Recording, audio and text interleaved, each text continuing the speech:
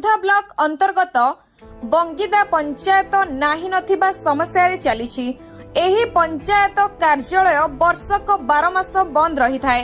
एही कार्यालय को ना आसी थांती सरपंच ना आसी थांती पंचायत पीओ।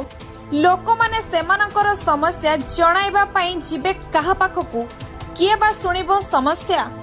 पंचायत कार्यालय आगरे एक पीवा पानी टांकी अच्छी जहा उपरे कोनोसी ढांकुणी नाही।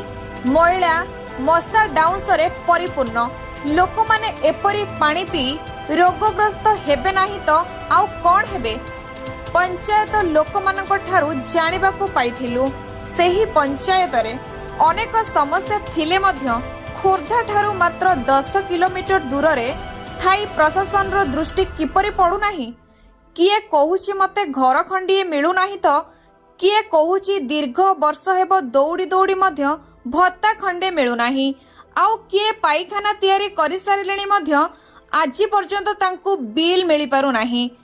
सरकारंकर माळ माळ योजना गरीब लोकंको पई करी बाहा बाहा नेउथिबा बेले ए सब योजना काहा पई? जदि गरीब निरीह लोकंको पाखरे सरकारंक योजना पहुंची पारु नाही ताहेले एभली त्रिस्तरीय पंचायत राज व्यवस्था थाई लाभ कौन? जनसाधारणक सरकारंकु निवेदन एही सब समस्यार समाधान पाई पदक्षेप नेले गरीब निरीह लोक माने उपकार पाई परिबे। खोर्धारू कैमरा पर्सन जबीरुल्ला अलींक सहित रिपोर्टर निमाई चरण महाराणा रिपोर्ट प्रयाग खबर।